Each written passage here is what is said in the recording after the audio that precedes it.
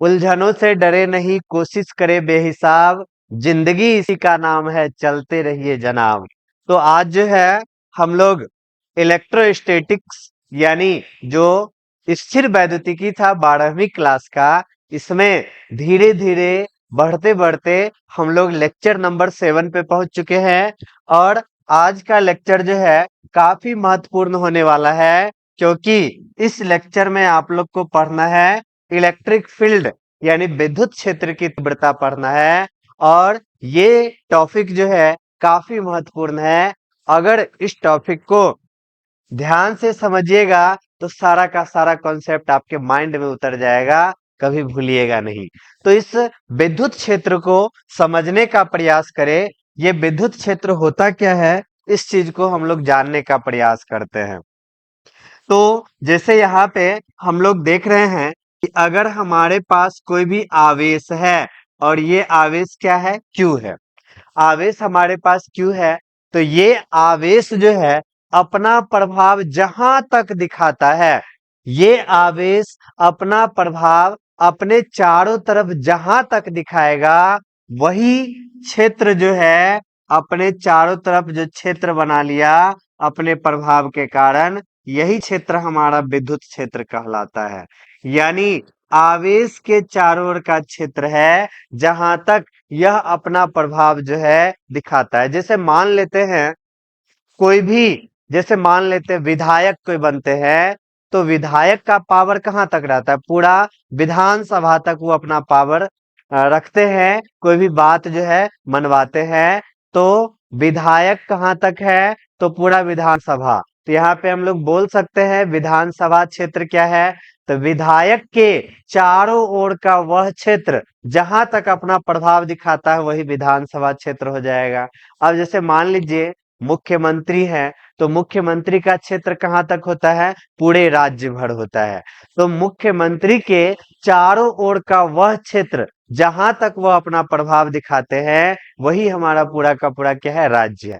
यानी आवेश में भी यही बात लागू होता है, आवेश में भी यही बात लागू होता है। ये आवेश है, ये अपने चारों तरफ एक क्षेत्र बनाता है। इस क्षेत्र में कोई भी अगर दूसरा आवेश आने का प्रयास करेगा, दूसरा आवेश आने का प्रयास करेगा, तो ये आवेश अगर आ गया तो इसके प्रभाव को झेलना पड़ेगा। ये आवेश जो है इस पर क्या करेगा, बल लगाएगा।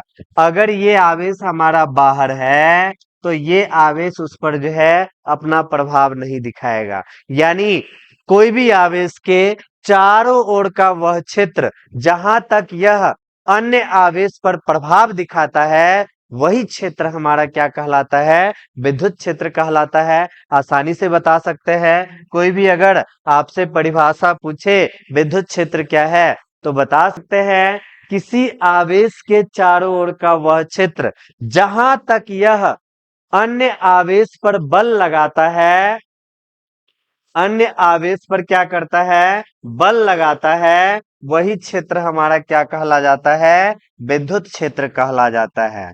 विद्युत क्षेत्र कहला जाता है। The area around a charge up to which it exerts force on the other charge is called electric field हो गया ऑफ गिवन चार्ज। यानी आवेश के चारों ओर का क्षेत्र है जहां तक ये अपना प्रभाव दिखाया अन्य आवेश पे, वही हमारा क्या कहलाता है, विद्युत क्षेत्र कहलाता है। विद्युत क्षेत्र उम्मीद है कि आप लोग समझ गए होंगे अच्छे से। यहाँ पर अब हम लोग को जानना है स्थिर विद्युत क्षेत्र क्या है।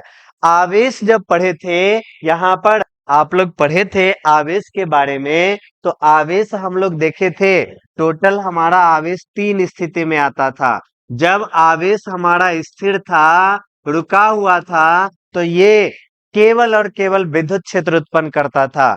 जब हमारा आवेश एक समान वेग से गतिशील हो जाता था, तब आप लोग को बताए थे कि ये आवेश जब एक समान वेग से गतिशील हो जाए, तो ये विद्युत क्षेत्र के साथ साथ चुंबकीय क्षेत्र भी उत्पन्न करता था। जब यही आवेश हमारा त्वरित हो जाए, त्वरण के साथ गतिशील हो, तो ये हमारा विद्युत क्षेत्र, चुंबकीय क्षेत्र, और साथ में विद्युत चुंबकीय तरंग के रूप में ऊर्जा भी उत्सर्जन करता था। तो यहाँ पर आवेश हमारा 3 अवस्था में है। तो जब पहला अवस्था रुका हुआ रहेगा तो वो हमारा क्या उत्पन्न करेगा, केवल और केवल विद्युत क्षेत्र उत्पन्न करेगा। तो जब आवेश रुका हुआ है यानी रुके हुए आवेश के कारण जो क्षेत्र बना वही क्षेत्र हमारा क्या होता है, स्थिर विद्युत क्षेत्र कहलाता है। तो यहाँ पे हम लोग बोल सकते हैं स्थिर आवेश के कारण उत्पन्न विद्युत क्षेत्र को ही स्थिर विद्युत क्षेत्र कहते हैं। यहाँ तक समझ में आ गया। अब यहाँ पे हम लोग को विद्युत तीव्रता समझना है, क्योंकि एग्जाम में विद्युत तीव्रता का परिभाषा पूछ सकता है, मात्रक पूछ सकता है, विमीय सूत्र पूछ सकता है। तो ये चीज हमको समझना है। तो देखिए समझते हैं इसको कि अगर हमारे पास कोई आवेश है, ये आवेश जो है अपने चारों तरफ क्या कर लिया, एक क्षेत्र बना लिया। आवेश है, ये आवेश अपने चारों तरफ क्या बना लिया, क्षेत्र बना लिया। जो क्षेत्र बनाया है इसी क्षेत्र को हम लोग क्या नाम देते हैं, विद्युत क्षेत्र नाम देते हैं। अब यहाँ पर अगर हमारे पास कोई भी आवेश है, ये आवेश अगर इस क्षेत्र से बाहर है तो ये उस पर जो है कोई बल नहीं लगा पाएगा, क्योंकि ये आवेश इसके रेंज से बाहर है, क्षेत्र से बाहर है। जैसे ही ये आवेश इसके क्षेत्र में आया, ये आवेश इसके क्षेत्र में आया तो निश्चित रूप से ये रुकेगा नहीं, इस पर जो है बल लगाना शुरू कर देगा। तो यहाँ पर जो बल लगा वही बल जो है विद्युत तीव्रता कहलाता है। यहाँ पर जैसे ही ये आवेश आया तो इस आवेश पर ये क्या किया, बल लगाया, तो वही बल हमारा क्या होता है, विद्युत तीव्रता। यानी विद्युत क्षेत्र में एकांक धनावेश को लाएंगे तो उस आवेश पर लगने वाला जो बल होगा वही बल हमारा क्या कहलाएगा, विद्युत तीव्रता कहलाएगा। अब इस बात को थोड़ा सा फील करते हैं, अनुभव करते हैं। यहाँ पर मान लेते हैं कि ये हमारा जो है आवेश जो हम लोग ला रहे हैं वो आवेश है कितना, 2 कूलम्ब आवेश है। ये आवेश कितना है, 2 कूलम्ब है। और इस आवेश को हम लोग इस पॉइंट तक ले आए, यहां तक हम लोग आवेश को लाए। लाने के बाद बताए हैं कि ये आवेश जो है उस पर बल लगाएगा। मान लेते हैं कि ये 10 न्यूटन बल लगा दिया, 10 न्यूटन लगा दिया। तो यहाँ पर हम लोग देखेंगे चूंकि 10 न्यूटन यहाँ पे कितना आवेश है, 2 कूलम्ब। चूंकि 2 कूलम्ब आवेश पर, 2 कूलम्ब आवेश पर कितना बल लग रहा है, 10 न्यूटन बल लग रहा है। इसलिए 1 कूलम्ब पर 10/2 यानी 5 न्यूटन प्रति कूलम्ब। तो एकांक आवेश यानी इकाई आवेश पर जो बल लगेगा वही बल हमारा क्या कहलाएगा, विद्युत तीव्रता कहला जाएगा।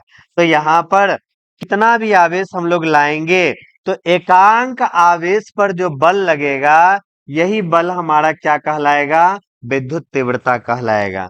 तो यहाँ पर इस चीज को हम लोग आसानी से बोल सकते हैं, क्या बोल सकते हैं, विद्युत क्षेत्र में एकांक धनावेश पर लगने वाला बल, विद्युत क्षेत्र में कोई भी बिंदु है उस बिंदु पर एकांक धनावेश पर लगने वाला बल जो है उस बिंदु का क्या कहलाएगा, विद्युत तीव्रता कहलाएगा। तो यहाँ पे इसका परिभाषा बोल सकते हैं, विद्युत क्षेत्र में किसी बिंदु पर एकांक धनावेश पर लगने वाला बल उस बिंदु पर क्या कहलाएगा, विद्युत तीव्रता कहलाएगा। और जो विद्युत तीव्रता है इसको हम लोग किससे सूचित करेंगे, ई के द्वारा, बड़ा वाला ई के द्वारा सूचित करेंगे।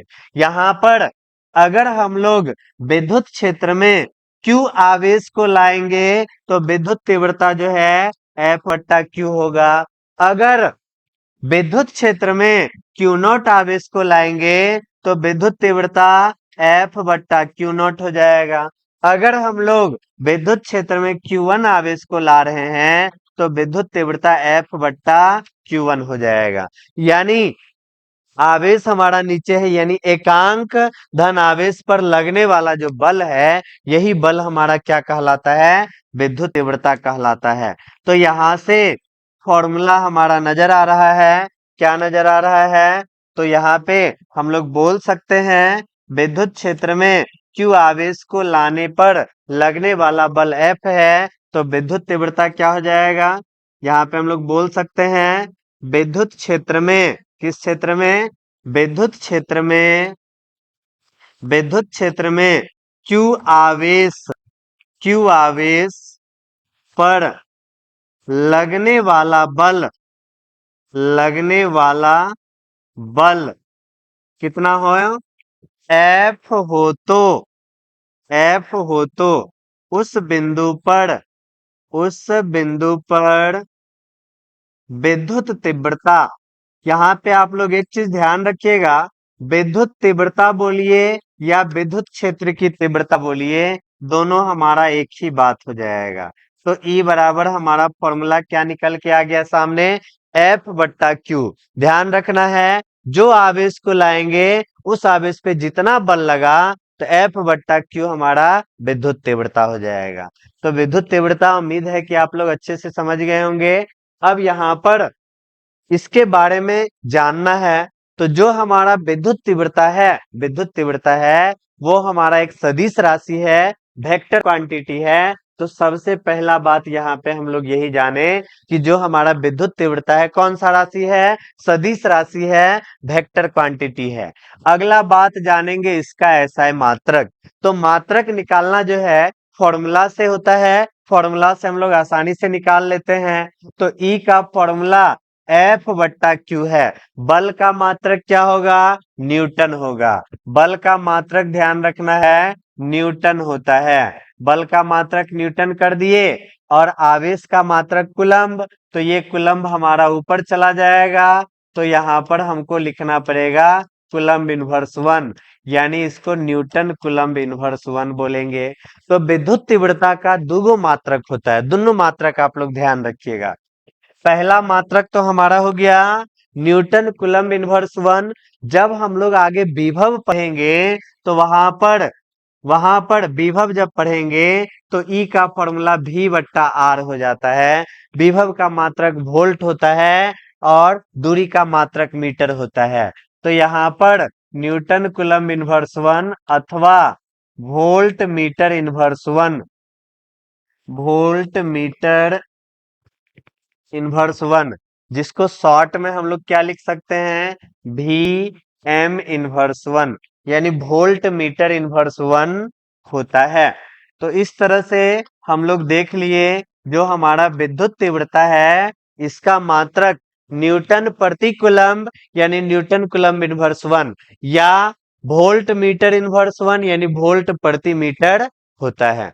अब इसके बीमीय सूत्र पे चलेंगे तो बीमीय सूत्र भी हम लोग फॉर्मूला से ही निकालेंगे आसानी से। बल का बीमीय सूत्र पता है, MLT इनवर्स 2 होता है।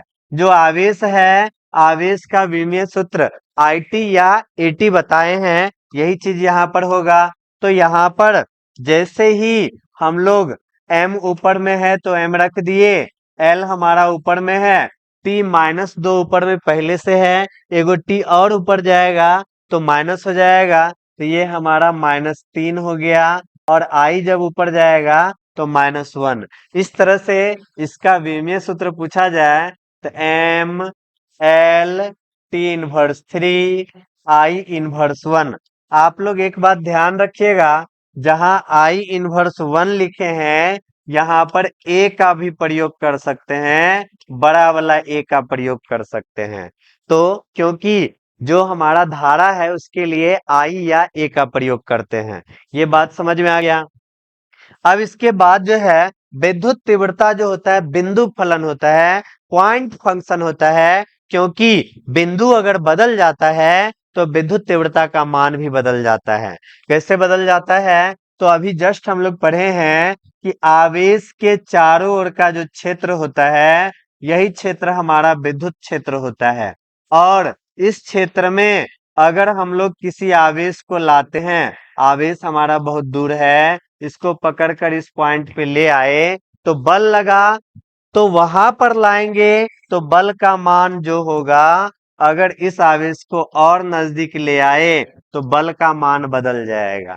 यानी बिंदु बदलने से बल का भी मान क्या हो रहा है? बदल जाता है। अगर विद्युत क्षेत्र में नजदीक रहेगा तो ज्यादा बल और दूरी बढ़ा देंगे तो बल का मान घटना शुरू होता है। जैसे आप लोग भी जान रहे हैं, कोई आदमी आपसे दूर है तो उसको मारने में थोड़ा सा, पीटने में परेशानी है, मतलब थोड़ा सा ज्यादा बल नहीं लगा पाएंगे। लेकिन जो अगर आपके नजदीक है, जो आपके घर के आगे में धरा गया, उसको हम लोग ज्यादा पीट सकते हैं, ज्यादा उस पे बल लगा सकते हैं। तो यहाँ पर बिंदु के बदल जाने से विद्युत तीव्रता का भी मान बदल जाता है। इस कारण से विद्युत तीव्रता को हम लोग क्या बोलेंगे? बिंदु फलन बोलेंगे। बिंदु फलन बोलेंगे। बिंदु के बदल जाने से, बिंदु, क्योंकि बिंदु के बदल जाने से विद्युत तीव्रता का मान भी बदल जाता है। तो यहां तक विद्युत तीव्रता को समझ गए हैं। अब हम लोग चलते हैं क्वेश्चन, यानी यहाँ पे एक बात तो पता चल गया कि यहाँ पर अगर हमारे पास कोई आवेश है, ये आवेश अपने चारों तरफ क्षेत्र बनाया, तो अगर कोई दूसरा आवेश आ रहा है तो ये आवेश उस पर बल लगाएगा, और जो बल लगाया वही हमारा विद्युत तीव्रता है। तो यहाँ पर क्यू नोट आवेश आया, तो ई बराबर एफ बट्टा क्यू नोट, यहाँ विद्युत तीव्रता। अब यहाँ पर जो बल लगेगा, कितना बल लगेगा, कितना बल लगेगा, यहाँ पर जो दूरी है, अगर दूरी बढ़ाएंगे या घटाएंगे तो कितना बल लगेगा, वही चीज यहाँ पे हमको निकालना है। यहाँ पर हमारा क्वेश्चन है, बिंदु आवेश के कारण बिंदु आवेश के कारण किसी बिंदु पर विद्युत क्षेत्र का तीव्रता निकालना है। तो ये भी आसानी से हम लोग निकाल सकते हैं। देखिए कैसे निकालते हैं। यहाँ पर सबसे पहले क्वेश्चन में है स्थिर बिंदु आवेश। तो सबसे पहले हमको क्या करना पड़ेगा? एक आवेश लेना पड़ेगा, जो आवेश हमारा स्थिर है, रुका हुआ है। तो यहाँ पर सबसे पहले हम लोग क्या कर लिए? एक आवेश ले लिए हैं, और ये आवेश जो है हमारा क्या है? रुका हुआ है। और जो रुका हुआ आवेश है ये हमारा कितना है? Q है। और ये आवेश हमारा बिंदु O पर है। तो ये आवेश अपने चारों तरफ क्षेत्र बनाए हुए हैं। इस क्षेत्र में और इस आवेश से r दूरी पर कोई एक बिंदु P है, जहां पर हमको विद्युत तीव्रता निकालना है कि ये आवेश अपना क्षेत्र बनाए हुए है। इस क्षेत्र में r दूरी पर कोई भी बिंदु P है, तो इस बिंदु पर कोई भी आवेश को हम ला के रखेंगे। मान लेते हैं क्यू नोट आवेश को ला के रखे हैं, क्यू नोट आवेश को ला के यहाँ पे रख दिए हैं। तो यहाँ पर इस आवेश के कारण r दूरी पर कितना तीव्रता होगा, वही चीज यहाँ पे निकालना है। तो यहाँ पर हम लोग को क्या पता चला है कि आवेश हमारा क्या है? Q है। इससे r दूरी पर बिंदु P है, और इसी बिंदु P पर जो है हम कोई आवेश ला के रखे हैं, और जो आवेश ला के रखे हैं ये आवेश हमारा क्या है? Q नोट है। और इस पर कितना तीव्रता होगा, यही निकालना है। तो यहाँ पे जो हम किए हैं इस चीज को लिख लेते हैं। तो यहाँ पे हम लोग क्या माने हैं? माना बिंदु O पर आवेश Q उपस्थित है। बिंदु O पर आवेश Q उपस्थित है। आवेश Q उपस्थित है। इसके बाद क्या है? आवेश Q से कितना दूरी पर? R दूरी पर एक बिंदु P है। R दूरी पर एक बिंदु P है, जहां हम लोग को क्या निकालना है? जहां विद्युत तीव्रता ज्ञात करना है। जहां विद्युत तीव्रता ज्ञात करना है। जहां विद्युत तीव्रता ज्ञात करना है। और बिंदु P पर विद्युत तीव्रता हमको ज्ञात करना है। परीक्षण आवेश, जो आवेश हम ला के रखे हैं, कितना रखे हैं? Q not. तो यहाँ पे हम लिख सकते हैं बिंदु P पर विद्युत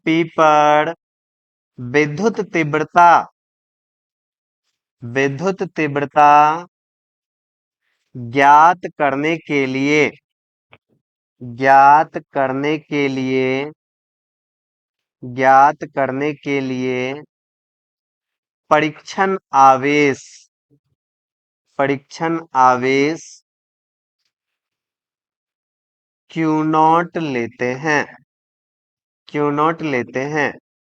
तो यहाँ पर हम लोग आवेश ले लिए हैं। ध्यान रखिएगा, जब हम लोग कोई भी फॉर्मूला ड्राइव करेंगे या कोई परिभाषा देंगे तो उस समय जो आवेश रखा जाता है वो हमारा धनात्मक आवेश रखा जाता है। इसलिए जो परीक्षण आवेश है वो हमारा धनात्मक है।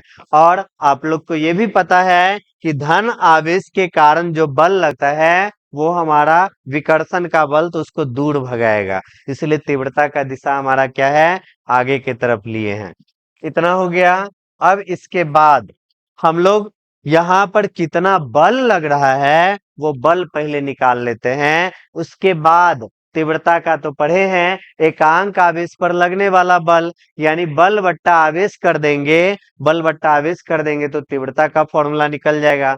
तो यहाँ पे हम लोग सबसे पहले क्या निकालते हैं, क्यू नॉट आवेश पर, किसके कारण, क्यू आवेश के कारण, क्यू आवेश के कारण, क्यू नॉट आवेश पर, क्यू नॉट आवेश पर आरोपित बल, आरोपित बल। तो सबसे पहले यहाँ पर हम लोग बल निकालते हैं।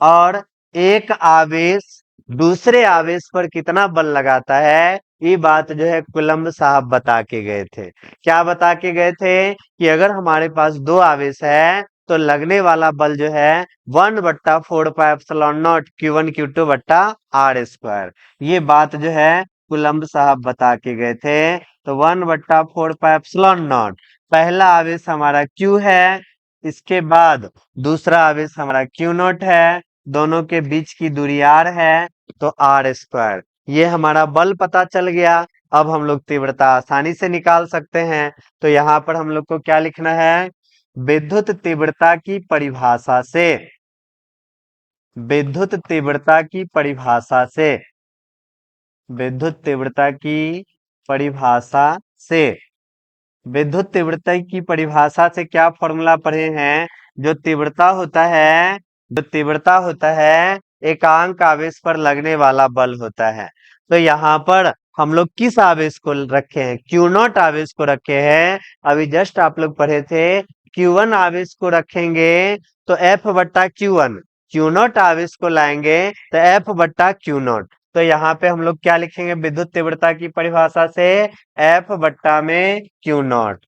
और जो हमारा बल आया है कितना आया है, 1/4πε0, Q है, Q नॉट है, बट्टा आर स्क्वायर है। और ये फॉर्मूला से हमारा Q नॉट। यहाँ पे देखिए Q नॉट और Q नॉट आपका कट रहा है, दोनों कट गया। तो यहाँ पर जो हमारा फॉर्मूला होगा तीव्रता का 1/4πε0 हो गया, इंटू में Q बट्टा में आर स्क्वायर। तो यहाँ से आप लोग को ये बात पता चल गया कि अगर हमारे पास कोई आवेश Q है, Q आवेश से R दूरी पर अगर तीव्रता निकालेंगे तो 1/4πε0 Q बट्टा आर स्क्वायर, ये हमारा फॉर्मूला आ गया।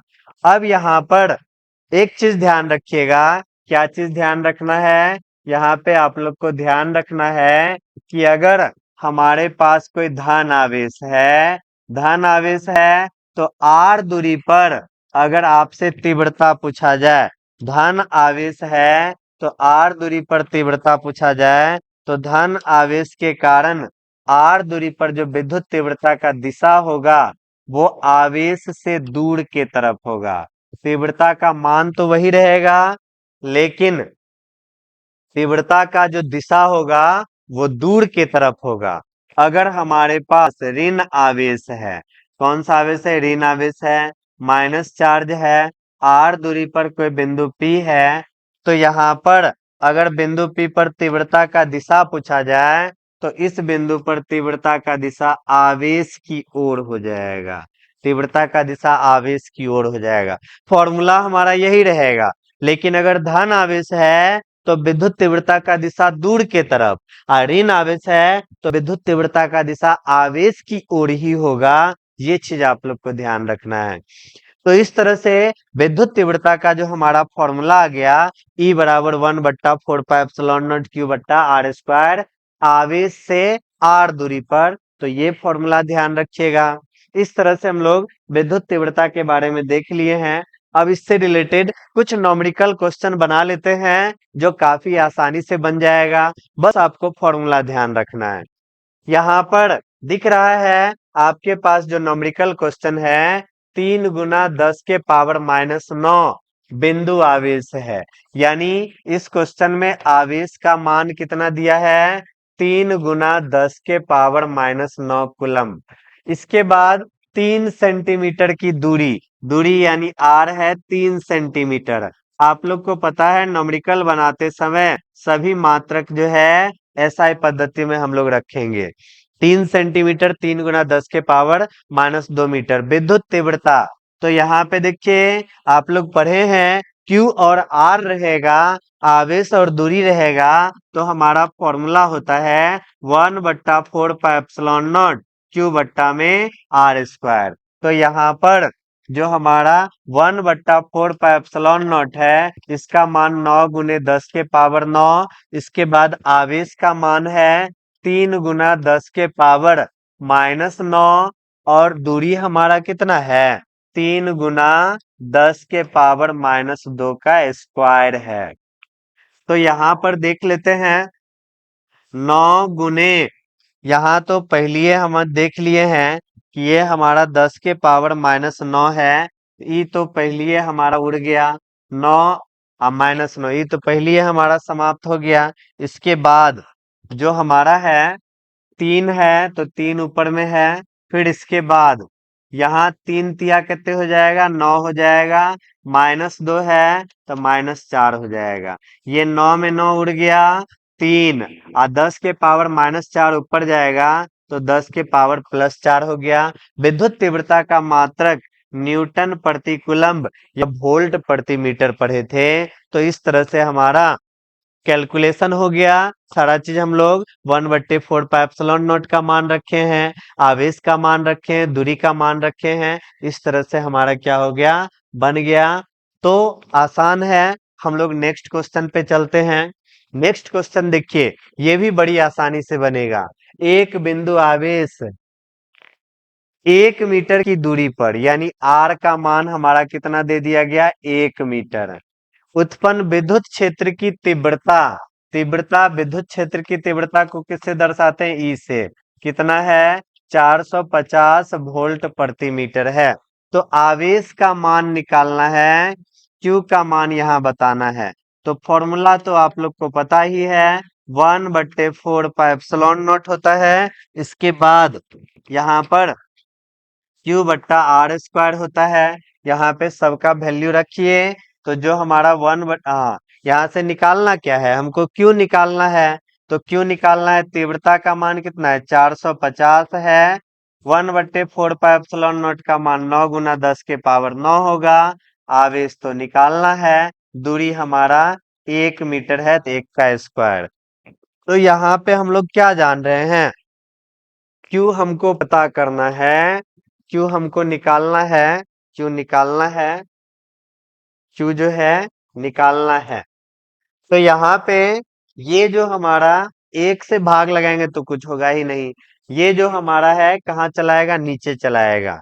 नीचे चलाया यानी 450 बट्टा में कितने चला जाएगा, 9 × 10⁻⁹ हो जाएगा। तो यहाँ पे 9 से हमारा कितना बार में, 50 बार में कट जाएगा। 50 × 10⁻, ये 9 ऊपर जाएगा तो -9 हो जाएगा। इतना हमारा कूलम्ब हो गया आंसर, कूलम्ब। ये भी सेकेंड क्वेश्चन आसानी से बन गया। अब देखिए हमारा नेक्स्ट क्वेश्चन है। नेक्स्ट क्वेश्चन थोड़ा सा समझिए। क्वेश्चन में जो कहा गया है, क्या कहा जा रहा है, इस बात को समझना पड़ेगा। उस विद्युत क्षेत्र का मान क्या होगा, यानी ई का मान पूछा जा रहा है। विद्युत क्षेत्र का मान क्या होगा जिसमें एक प्रोटॉन पर उसके भार के बराबर। तो सबसे पहले प्रोटॉन का भार हम लोग देखते हैं। प्रोटॉन का भार, भार का फॉर्मूला आप लोग जान रहे हैं, W = mg। तो प्रोटॉन का भार mg हो गया। प्रोटॉन के भार के बराबर विद्युत बल कार्य करता है। विद्युत बल, तो प्रोटॉन पर लगने वाला बल, तो बल आप लोग अभी जस्ट पढ़े हैं कि अगर कोई हमारा विद्युत क्षेत्र में है तो तीव्रता हमारा E बराबर F बट्टा Q। तो यहाँ से अगर बल पूछा जाएगा तो यहाँ पे हमारा Q गुना में E, कोना कोनी गुना हो जाएगा, तो लगने वाला बल क्या हो जाएगा, QE हो जाएगा। यहाँ पर यही फॉर्मूला है। इसके बाद कह रहा है प्रोटॉन पर उसके भार के बराबर विद्युत बल कार्य करता है। जितना उसका भार है, तो भार कितना है, mg है, इसके बराबर हमारा विद्युत बल काम करता है, यही फॉर्मूला। तो यहाँ से E हमको पूछा जा रहा है, विद्युत क्षेत्र पूछा जा रहा है, तो E बराबर हो जाएगा mg बट्टा में Q। अब यहाँ पर आप लोग को ध्यान रखना है, जो हमारा प्रोटॉन है, प्रोटॉन का द्रव्यमान कितना होता है, 1.67 गुना 10 के पावर -27 kg। इसके बाद जो हमारा G है, G का कितने वैल्यू होता है, 9.8 मीटर प्रति सेकेंड स्क्वायर। जो हमारा आवेश है, तो प्रोटॉन पर कितने आवेश, 1.6 गुना 10 के पावर -19 कूलम। तीनों बात यहाँ रख दीजिएगा तो आसानी से विद्युत तीव्रता निकल जाएगा, विद्युत क्षेत्र निकल जाएगा। ये भी क्वेश्चन आसानी से बना सकते हैं। अब हमारे पास अगला क्वेश्चन है, ध्यान रखिएगा, ये सब क्वेश्चन आपको 2 अंकीय प्रश्न में भी दे सकता है, ऑब्जेक्टिव क्वेश्चन में भी दे सकता है, जिसको आप लोग को बनाना रहता है। तो दो बिंदु आवेश 4 माइक्रोकुलम तथा 16 माइक्रोकुलम है। दुगो है तो हम भी दुगो आवेश मानते हैं। एक हम लोग मान लिए हैं 4 माइक्रोकुलम और दूसरा हम लोग मान लेते हैं 16 माइक्रोकुलम। दुगो बोला गया है, एक दूसरे से 30 सेंटीमीटर की दूरी पर है। यानी जो हमारा आवेश है, एगो ए पर है एगो बी पर है, तो दोनों जो है एक दूसरे से 30 सेंटीमीटर की दूरी पर है। जो बोला गया वो हम कर दिए। इसके बाद है, छोटे आवेश से कितनी दूरी पर विद्युत क्षेत्र की तीव्रता शून्य होगा।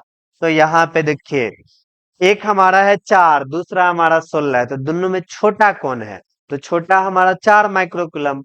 इस छोटे आवेश से कितनी दूरी पर विद्युत तीव्रता का मान शून्य होगा। विद्युत तीव्रता मतलब आवेश पर लगने वाला बल। तो बल जो है किस जगह पर शून्य होगा, तो यहाँ पर आप लोग को बताए हैं, अगर हमारे पास ये वस्तु है, इस वस्तु पर अगर हमको दोगो बल लगाना है, दोनों एक के दिशा में लगा देंगे तो कभी भी कुल बल 0 नहीं होगा। अगर एक बल हमारा इस दिशा में लग रहा है, दूसरा बल इस दिशा में लग रहा है, तो यहाँ पर शून्य होने का संभावना है। यानी बल हमेशा कैसे लगना चाहिए, अपोजिट डायरेक्शन में लगना चाहिए। तो यहाँ पर देखिए, अगर हम मान लेते हैं यहाँ पर छोटा आवेश है, यहाँ रख सकते हैं बिंदु को, इधर रख सकते हैं, इधर रख सकते हैं। अब देखिए हम बिंदु को कहां पर रखे कि हमारा जो है 0 होगा। 3 स्थिति में रख सकते हैं। अगर हम इस जगह रख रहे हैं बिंदु को, तो ये आवेश जो है धन आवेश है, तो ये इधरे बल लगाएगा, और ये भी प्लस है तो ये भी इधरे बल लगाएगा, दोनों एक के दिशा में होगा। तो हमको पता चल गया उधर शून्य तो होगा नहीं। इस साइड 4 माइक्रोकुलम भी दूरे भगाएगा, 16 भी दूरे भगाएगा, क्योंकि पढ़े हैं धन आवेश के कारण विद्युत तीव्रता दूर के तरफ। तो 4 धन आवेश है दूर के तरफ, 16 धन आवेश है दूर के तरफ, सेम डायरेक्शन है, तो यहाँ पे कुल बल हमारा जरा जाएगा, कभी 0 होगा ही नहीं। यानी हमको बुझा रहा है कि इसी बीच में कोई एक जगह बिंदु P है जहां पर लगने वाला बल क्या होगा, 0 होगा। तो छोटे आवेश से x दूरी पर जो बिंदु P है, यहाँ पर लगने वाला विद्युत तीव्रता जो है 0 है। ये बात हम लोग मान लिए हैं। कैसे होगा, तो यहाँ पे देख रहे हैं 4 है, तो 4 के कारण दूर के तरफ, तो 4 के कारण इधर लगेगा। 16 है तो ये भी 16 है, इसको दूर के तरफ, 16 के कारण इधर लगेगा। तो इस तरह से देख रहे हैं दोनों बल हमारा क्या है, अपोजिट डायरेक्शन में है, इसका मतलब उस जगह शून्य होने का संभावना है। अब ये कितना दूर है इसी चीज को निकालना है। तो यहाँ पर हम लोग मान लेते हैं 4 माइक्रोकूलम से कितना x दूरी पर तीव्रता शून्य है।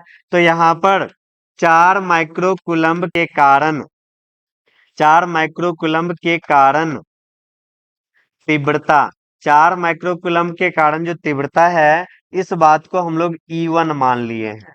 E1 मान लिए हैं 4 माइक्रोकूलम के कारण तीव्रता क्या मान लिए हैं E1 मान लिए हैं।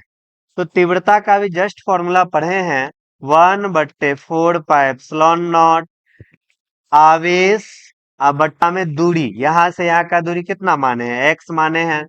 फॉर्मूला है 1/4 पाई एप्सिलॉन नॉट क्यू बट्टा आर स्क्वायर। ये हो गया। इसके बाद देखिए इसके बाद जो है हमारा 16 माइक्रोकूलम के कारण तो 16 माइक्रोकूलम के कारण तीव्रता यहाँ पे लिखेंगे।